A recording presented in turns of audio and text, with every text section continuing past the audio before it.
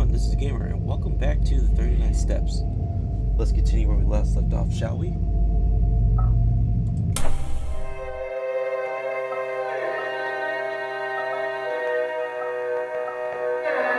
we're about to do the 39 Steps, which is the name of the game. Interesting, but we're not even done. There's two more events, though. Interesting.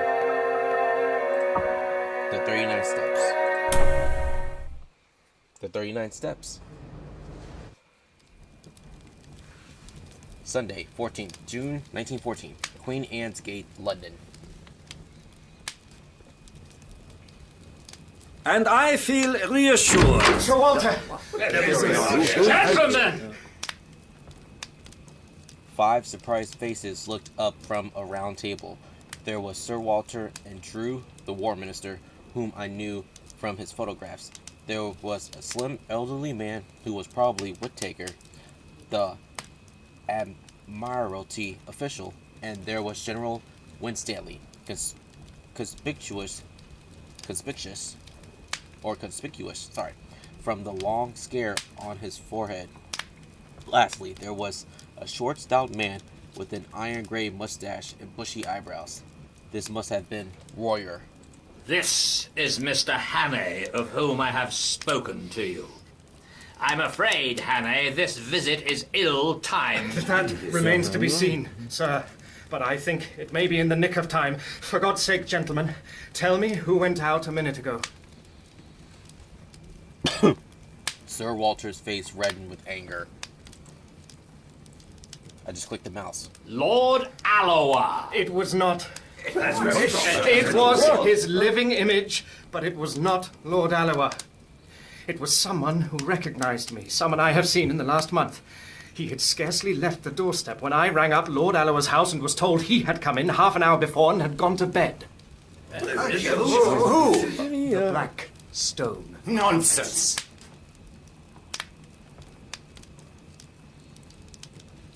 I sat down in the chair so recently vacated and looked round at 5 badly scared gentlemen.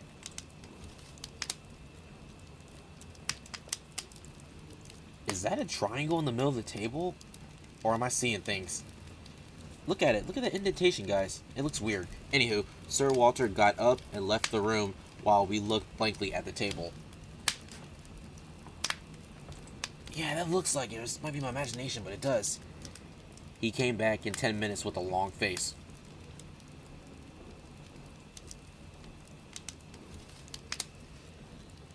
I have spoken to Alloa. Had him out of bed, very grumpy. He went straight home after Malross's dinner. But it's madness. Do you mean to tell me that that man came here and sat beside me for the best part of half an hour and that I didn't detect the imposture? Alloa must be out of his mind. I was getting back my coolness. Don't you see the cleverness of it? You were too interested in other things to have any eyes. You took Lord Alloa for granted. If it had been anybody else, you might have looked more closely, but it was natural for him to be here, and that put you all to sleep. Royer bent his wise brows on the assembly. The young man is right. His psychology is good. Our enemies have not been foolish. I will tell you a tale. It happened many years ago in Senegal.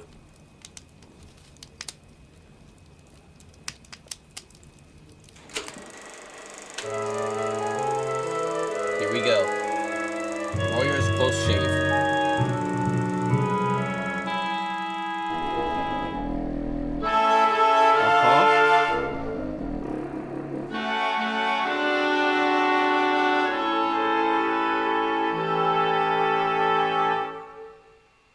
Okay.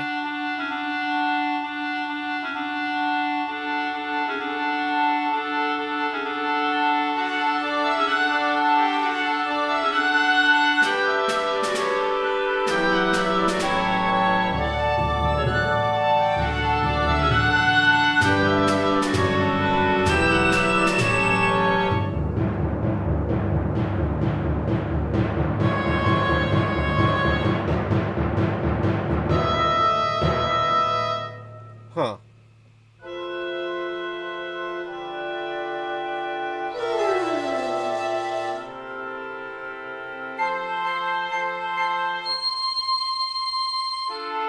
a lot of fish.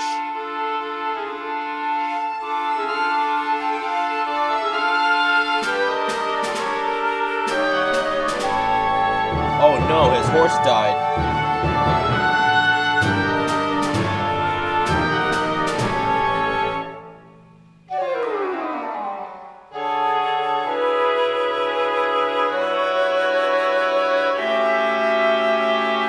A lion.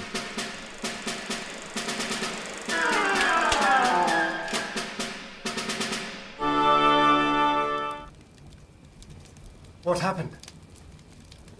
I was enough of a hunter to know a true yarn when I heard it. I stuffed my fishing rod into his jaws, and I had a pistol. Also, my servants came presently with rifles. But he left his mark on me. He held up a hand which lacked 3 fingers. Consider. The mare had been dead more than an hour, and the brute had been patiently watching me ever since. I never saw the kill, for I was accustomed to the mare's fretting, and I never marked her absence, for my consciousness of her was only of something tawny, and the lion filled that part.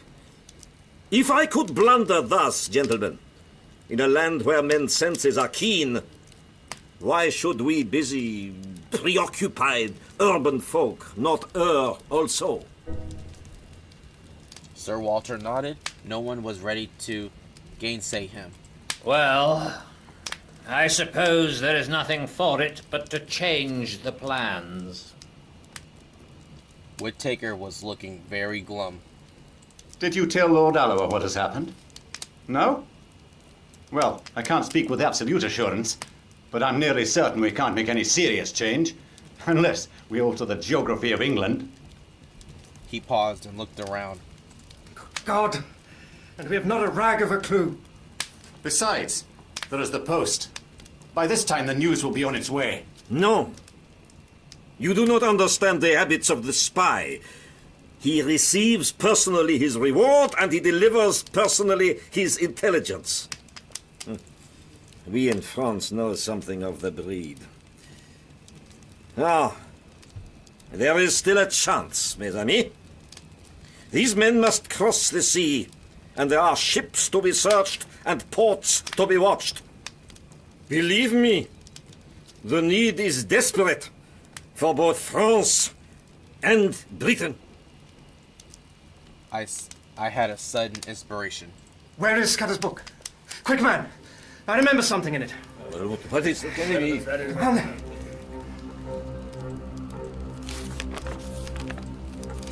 Ha! 39 steps. 39 steps. I counted them. High tide, 10:17 p.m. What relevance is all... The Admiralty man was looking at me as he thought I had gone mad. Don't you see? It's a clue. Scudder knew where these fellows laired. He knew where they were going to leave the country, though he kept the name to himself. Tomorrow was the day, and it was some place where high tide was at 10:17. But they may have gone tonight. Not they. They have their own snug, secret way, and they won't be hurried. I know Germans, and they're mad about working to a plan. Where the devil can I get a book of tide tables? Whittaker brightened up. It's a chance. Let's go over to the Admiralty.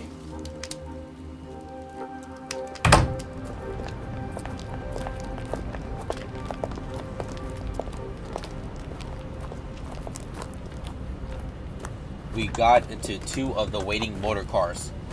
Sir Walter went off to Scotland Yard to mobilize McGilvery, whatever how you say his name. It's nighttime.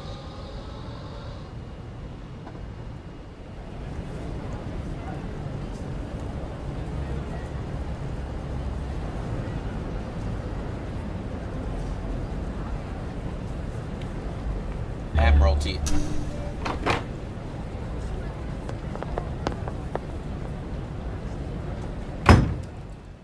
A resident clerk was unearthed, who presently fetched from the library the Admiralty tide tables. Tide tables?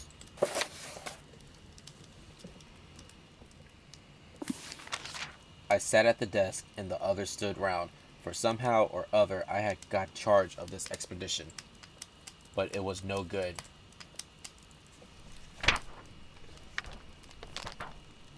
So far as I could see, 1017 might cover 50 places. We had to find some way of narrowing the possibilities. There must be some way of reading this riddle. The riddle. No time. Time is running out. Time is running out. Time is running out. Time is running out. Time is running out. Time is running out. Time is running out. Time is running out. Time is running out. Time is running out. Time is running out. Time is running out. Definition of insanity going over and over. The steps. What did Scudder mean by steps? If it were dock steps, why mention the number? It must be some place with several staircases and one marked out from the others by having 39 steps. Non-elementary. This is all guesswork. I am no kind of Sherlock Holmes, but I do have a feeling about all of this. High tide. Why was high tide so important? It must be some little harbor, or no harbor at all. There were no sets of staircases on any harbor that I had ever seen. The place must be a bit of open coast. Which coast? I must put myself in the enemy's shoes. I wouldn't leave from the Channel or the West Coast. Scotland is too far. I should try for Ostend or Antwerp or Rotterdam. I should sail from somewhere on the east coast between Cromer and Dover. Germany. He's a man in a hurry. He wants a speedy and a secret passageway. In a secret passage. They wouldn't travel by a big boat from a regular harbor. There is no regular steamer sailing at that hour.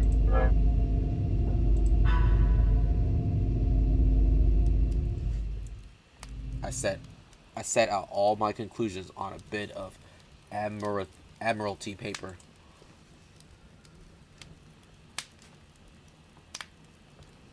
Fairly certain. Place where there are several sets of stairs. One that matters, distinguished by having 39 steps. Full tide at 10:17 p.m. Leaving shore only possible at full tide. Steps, not dock steps. And so placed probably not harbor. No regular night steamer at 10:17. Means of transport must be tramp. Unlikely yacht or fishing boat. Guessed. Place not harbored but open coast. Boat small. Trawler, yacht, or launch.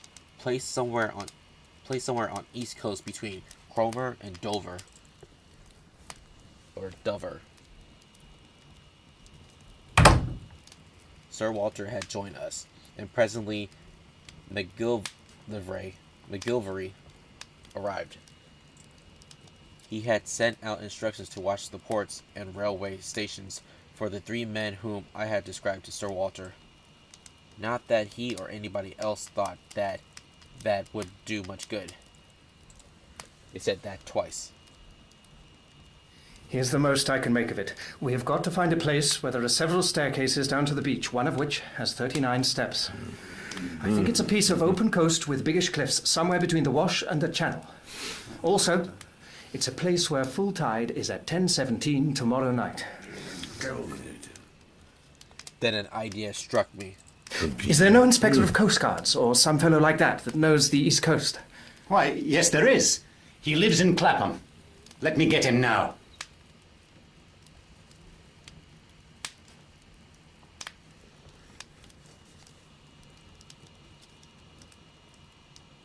He went off in a car to fetch him. I lit a pipe and went over the whole thing again till my brain grew weary.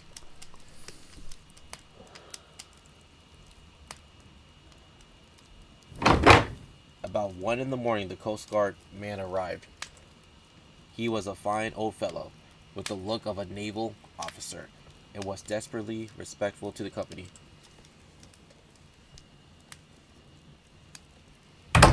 This is the chap. Good evening, gentlemen. We want you to tell us the places you know on the East Coast where there are cliffs and where several sets of steps run down to the beach. What kind of steps do you mean, sir? There are plenty of places with roads cut down through the cliffs, and most roads have a step or two in them. Or do you mean regular staircases, all steps, so to speak? Whittaker looked towards me. We mean regular staircases. He reflected a minute or two. I don't know that I can think of any. Wait a second. There's a place in Norfolk, Brattlesham, beside a golf course, where there are a couple of staircases to let the gentleman get a lost ball. That's not it. Then there are plenty of marine parades, if that's what you mean. Every seaside resort has them. I shook my head. It's got to be more retired than that. Well, gentlemen, I can't think of anywhere else. Of course, there's the Rough. What's that? The big chalk headland in Kent, close to Bradgate. It's got a lot of villas on the top, and some of the houses have staircases down to a private beach. It's a very high-toned sort of place, and the residents there like to keep by themselves.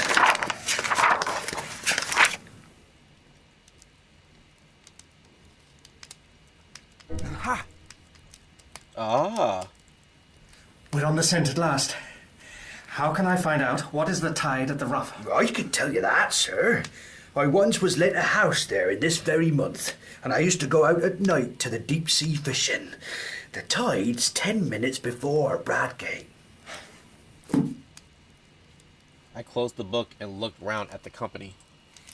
If one of those staircases has 39 steps, we have solved the mystery, gentlemen. I want the loan of your car, Sir Walter, and a map of the roads. Of course. If Mr. McGillivray will spare me 10 minutes, yes, I think we can prepare something for tomorrow. Good. I, for one, am content to leave the matter in Mr. Hannay's hands.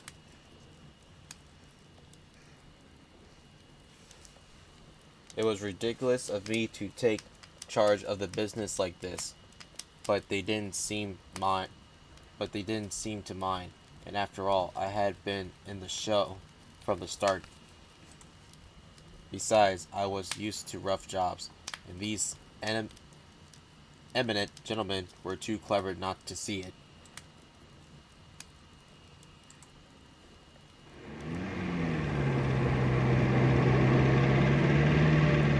But 3:30 that morning, I was tearing past the moonlit hedgerows of Kent with McGillivray's best man, Scafe, on the seat beside me.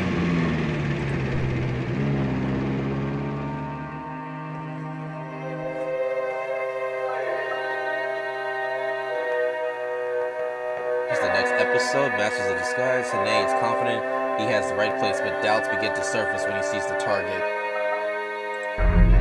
Alright, I'll do that next episode on the next video. If you like this video, please give this video a like.